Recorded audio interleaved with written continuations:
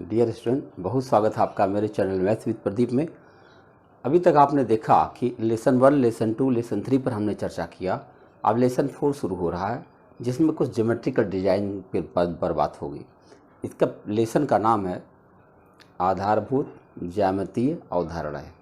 अब इसमें क्या होगा कि उन छोटे छोटे बिंदुओं पर बात होगी कि जो एक रेखा गणित के अंदर में जिन छोटे छोटे कीवर्ड्स का इस्तेमाल होता है उन पर लेकर के सवाल बनाए जाएंगे। अब अगर कीवर्ड पर बात करें तो जैसे सबसे पहले मिलेगा आपको बिंदु। अब बिंदु क्या है? हालांकि मैं इस पर आपको लिंक दे दूंगा जो मैंने इसके पहले ज्योमेट्री पढ़ा रखी है उसका, तो उसमें आपको बिंदु की परिभाषा मिलेगी, रेखा की परिभाषा मिलेगी और किरण की परिभाषा मिलेगी, कोण की परिभाषा मिलेगी, सारी चीज़ें एकदम कायदे से मिलेगी। यहाँ मैं आपको बता दूँ, ऐसे बोलता चलूँ कि बिंदु एक ऐसी रचना है जिसकी कोई लंबाई चौड़ाई या ऊंचाई नहीं होती। जैसे अगर मैं ऐसे बिंदु बना दूं तो यह है कि बिंदु हो गया, चाहे आपको दिख रहा है या नहीं, एक लोकेशन हो जाता है ये ना, एक स्थिति है बस। मतलब इसको आप ऐसे भी कह सकते हैं कि बिंदु एक ऐसा वृत्त है जिसकी त्रिज्या शून्य होती है। अब बताइए शून्य त्रिज्या पर क्या बनना संभव है, लेकिन तब भी वो बिंदु है। अब यही सारे बिंदु अगर एक साथ मिल जाए तो एक रेखा का निर्माण करते हैं। रेखा की पोजीशन क्या है? रेखा होती है एक ऐसी चीज, एक ऐसी रचना जिसमें सिर्फ लंबाई होती है, चौड़ाई और मोटाई नहीं होती। यानी इसमें दोनों तरफ आप एरो देखेंगे, यह एरो रेखा कहलाती है। ये बहुत बड़ी होती है, यानी इसके लंबाई, इसका जो विस्तार है ये अनंत होता है दोनों दिशाओं में। यह दो विपरीत दिशाओं में अनंत रूप से विस्तारित होती है, उसको हम रेखा कहते हैं। परंतु अगर हम अपनी कोई डिजाइन बनाते हैं तो इतनी बड़ी रेखा का इस्तेमाल करना संभव नहीं होता है, तो हम क्या करते हैं, इन रेखाओं को बीच में काट लेते हैं। जैसे मान लीजिए इसका नाम हमने रख दिया ए बी। अब इसका नाम पड़ गया एक रेखाखंड है, ये रेखाखंड, समझ रहे? अब ये रेखाखंड कहला, खंड का मतलब टुकड़ा होता है, देखा आपने? तो अभी तक बिंदु देखा आपने, रेखा देखा आपने और रेखाखंड देखा। अब किरण क्या होती है? अगर किसी बिंदु से, यानी सोर्स ऑफ लाइट है, वहां से एक ही दिशा में जो चलने वाली रचना है वो है किरण आपकी। इसके अंदर भी मोटाई नहीं होती, सिर्फ लंबाई होती है और अनंत दूरी तक विस्तारित होती है। यानी अगर हम बना कर देखें तो ऐसे हो जाएगा, ये रहा एरो, ये है ना, किरण है ये। अब किरण के साथ क्या होता है कि यहाँ पे एरो साइन नहीं होता है, यहाँ पे मूल बिंदु होता है। अब यहाँ से एक रचना जाती हुई दिख रही है, इसको अब हम किरण कहते हैं। तो अब चूंकि क्लास 6 है, इसमें बहुत ज़्यादा चीज़ें एक साथ नहीं बताना है, एक तरफ से धीरे धीरे करना है। हम आपको लिंक दे देंगे तो वहाँ पर आपको तमाम बेसिक चीज़ें दिखती रहेंगी। हम लोग लेसन 4.1 पर चर्चा करेंगे, जिसमें खूब छोटे छोटे क्वेश्चंस दिए गए हैं और आओ समझते हैं और देखा जाए क्या है ये। लेसन 4.1 है, इसमें लिखा गया है कि संलग्न आकृति का प्रयोग करके निम्न के नाम लिखिए। एक डिजाइन बनाई गई है, ऐसे नाम लिखने को बोला गया। 5 बिंदुओं के नाम लिखिए। ये देखो, जैसे डी है, ई है, ओ है, बी है, सी है, ये सारे बिंदु कहलाते हैं। अब बस इनके नाम लिखते चले जाओ बस। जैसे अगर हम लिखें डी है, ई है, ओ है, सी है, बी है, सी है, ये 5 बिंदु। बिंदु का मतलब जहां पर भी कोई एक निशान दिख रहा आपको रेखा पर, उसे हम बिंदु कहते हैं। तो ये सारे बिंदु कहलाते हैं। लिखा ना, 5 बिंदु के नाम लिखिए। ये है 5 बिंदु के नाम, ठीक है। फिर कह रहा एक रेखा का नाम लिखिए। अब एक रेखा कौन हो सकती है, जरा देखिए। ये जो रेखा लंबी सी गई है ये रेखा कहलाती है। मैंने अभी आपको रेखा की पहचान बताई है। रेखा दोनों तरफ इसको एरो होना चाहिए था। तो यह रेखा आपकी जो दिख रही है DEOB, DEOB एक ऐसी रेखा है जो लंबी सी रेखा चली जा रही है। अब ये बीच में रेखाखंड है ये, लेकिन रेखा की बात करेंगे तो ये पूरी रेखा है, ये DEOB। DEOB एक रेखा है जो लंबी सी रेखा आपको दिख रही है। एक रेखा का नाम बताइए। फिर कह रहे 4 किरणों के नाम बताइए। 4 किरण, देखो अगर हम O बिंदु पर ध्यान से देखें तो OB एक किरण दिख रही है आपको, OB एक किरण दिख रही है, OC एक किरण दिख रही है, O, अब इसका नाम भी कुछ रख लें, F रख दें, OF एक किरण दिख रही है ना। और अगर इधर की बात करें तो OD है, OD एक किरण दिख रही है। तो आप देख रहे हैं एक मूल बिंदु से जितनी तरफ एरो जाता हुआ दिख रहा है वहां से अब हम कह देंगे कि मान लो सोर्स ऑफ लाइट यहाँ है और ये भिन्न भिन्न दिशाओं में किरणें जा रही हैं, तो इन किरणों के नाम लिखिए, ऐसे लिख दिया जाता है। आसान है ना, बिल्कुल छोटी छोटी बातें हैं। लिखा है 5 रेखाखंड लिखिए। अब 5 रेखाखंड कौन कौन हो सकता है? जैसे DE एक रेखाखंड है, इसको मैं मिटाते चलूं। देखो ये DE एक रेखाखंड है, EO एक रेखाखंड है, OF एक रेखाखंड है, OB यहां तक दिख रहे आप, OB एक रेखाखंड है, OC एक रेखाखंड है, C तक है, ध्यान रखिएगा, OC एक रेखाखंड है। अब आप देख रहे हैं कि रेखाखंड का मतलब एक कोई रेखा हो जिसके अंदर 2 बिंदु बनाई जाए और 2 बिंदुओं के बीच बनी हुई रचना जो है वो रेखाखंड कहलाती है। तो इस तरह से आप इन रेखाखंडों के नाम लिख सकते हैं। तो अभी आप देख रहे हैं मेरे ख्याल से अब ज्योमेट्री यहीं से शुरू होती है, मतलब लेसन क्लास 5th तक कोई ज्योमेट्री नहीं है, अब उसके बाद अब ज्योमेट्री शुरू होती है। तो आपको इन छोटी छोटी चीज़ों के बारे में जानकारी दी जा रही है। देखिए दूसरा क्वेश्चन क्या दिया गया है, संलग्न आकृति में दी हुई रेखा के सभी संभव प्रकारों के नाम लिखिए। आप इस 4 बिंदुओं में से किसी भी बिंदु का प्रयोग कर सकते हैं। अब बताइए 4 क्या है? रेखा के सभी संभव प्रकार के नाम लिखिए। अच्छा बताओ इस रेखा के प्रकार क्या हो सकते हैं? सीधी रेखा है, AB रेखा है, बताओ BC रेखा है, CD रेखा है, AC रेखा है, BD रेखा है। देख रहे हैं आप कितनी सारी रेखाएं होती जा रही हैं। AD रेखा है, एक दो नहीं है, कितनी सारी रेखा है ना, रेखा। तो अब आप देख सकते हैं कि इतने सारे रेखाओं के नाम आप यहाँ से ढूंढ निकाल सकते हैं। एक रेखा खींची गई है और उसके अंदर कितनी रेखा हो सकती है, देख रहे हैं, ये है मज़ेदार। तो आपने देखा कि इसके क्वेश्चंस को कि कितनी रेखा के सभी संभव प्रकारों का नाम लिखिए। तो इसमें आप कितने भी नाम लिखते चले जाएंगे, AB BC CD AC AD AB है ना, CD BC, यानी जितने सारे रेखा हैं इतने सारे रेखा इसमें बनते चले जाएंगे। कुछ के नाम लिखना था, आपने देख लिया। अब लिखा है कि संलग्न आकृति को देखकर नाम लिखिए, नाम लिखिए।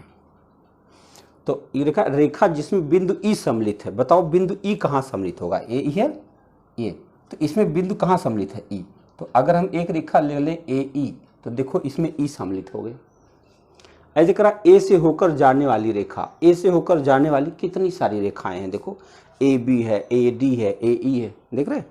इसमें आपको A से होकर जाने वाली ढेर सारी रेखाएं हैं, जिसमें आप लिख सकते हैं AB, आप लिख सकते हैं AD, आप लिख सकते हैं AE, है ना। इतने सारी रेखाएं A से होकर जाती हैं। लिखा ना कि A से होकर जाने वाली रेखा का नाम लिखिए। फिर लिखा वह रेखा जिस पर O स्थित है, बताओ O कहाँ स्थित है? CO एक रेखा है जिस पर O स्थित, CO OC, चाहे आप CO बोलो चाहे OC बोलो, उस पर आपको हम CO लिख देते हैं या आप OC बोल सकते हैं। तो ये CO OC ऐसी रेखा हुई जिसके ऊपर O स्थित है। अब देखिए लिखा प्रतिच्छेदी रेखाओं के 2 युग्म लिखिए। प्रतिच्छेदी माने जहां पर 2 रेखाएं एक दूसरे को प्रतिच्छेद कर रही हों। जैसे एक रेखा CO देख लो, AE देख लो, AE और CO एक दूसरे को प्रतिच्छेद कर रहे हैं। CO यहाँ प्रतिच्छेद कर रहे हैं, AE यहाँ पर है।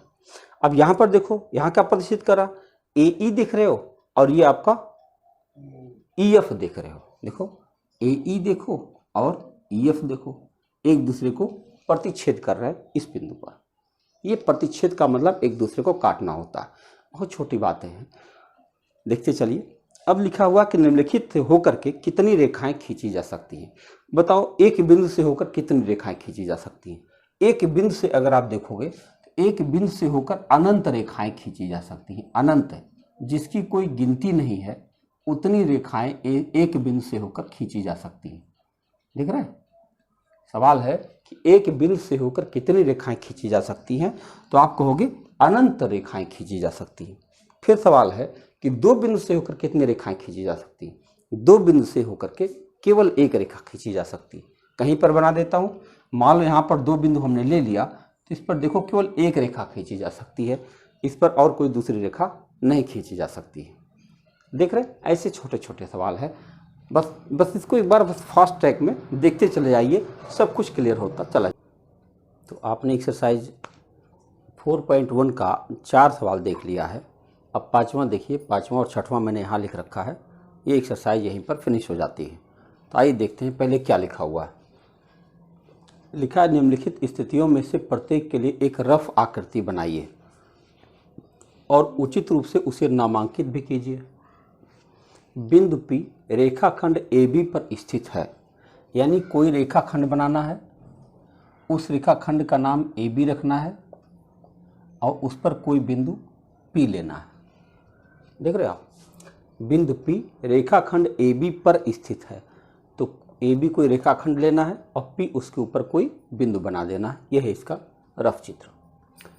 दूसरा लिखा है रेखाएं X, Y और PQ बिंदु M पर प्रतिच्छेद करती हैं। प्रतिच्छेद करने का मतलब हुआ कि दोनों रेखाएं एक दूसरे को काटती हैं। अब इस रेखा का नाम अगर हम XY रखें और इस रेखा का नाम हम PQ रखें, तो इसको हम M बिंदु पर प्रतिच्छेद करा सकते हैं। देखिए, रेखा XY और PQ बिंदु M पर प्रतिच्छेद करते हैं। ठीक है। दूसरा देखिए, लिखा है रेखा L पर E और F स्थित है। रेखा L पर, जैसे एक रेखा खींचा, इस रेखा का नाम है L। रेखा L पर E और F स्थित है। मान लो ये E है और ये F है, स्थित है, परंतु D पर स्थित नहीं है। परंतु D पर स्थित नहीं है, D कोई और लाइन होगी। सपोज करो D लाइन कहीं भी हो सकती है, चाहे ऐसे लाइन हो सकती है, D स्मॉल लेटर है, हाँ, चाहे ऐसे D हो सकता है, चाहे ऐसे D हो सकता है, यानी D पर E और F नहीं स्थित। यही हमें बताना है। रेखा L पर E और F स्थित है लेकिन D पर स्थित नहीं है, यानी D की लोकेशन कुछ अलग है वहाँ से। अब चाहे यहाँ बना दो, चाहे यहाँ बना दो, कहीं भी बना दो, बस ऐसी जगह बनाओ जिसके ऊपर E और F ना हो। OP और OQ बिंदु O पर मिलते हैं। देखो, ये O है, OP और OQ बिंदु O पर मिलते हैं। देख रहे हैं, एक बिंदु है जहां पर वो मिलते हैं। ऐसे भी हो सकता है कि कोई रेखा हम खींचे और यहाँ बिंदु O रख दें और ऐसे बना दें। देखो, OP और OQ बिंदु O पर मिलते हैं, यानी कैसे भी बना दो कि दोनों जो रेखा है वो किसी एक बिंदु पर मिल जाए।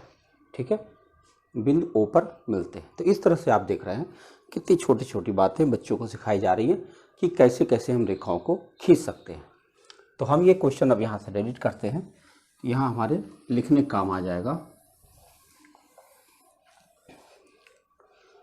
छठवां क्वेश्चन है जिसमें ट्रू फॉल्स बताना है। रेखा MN की संलग्न आकृति को देखिए।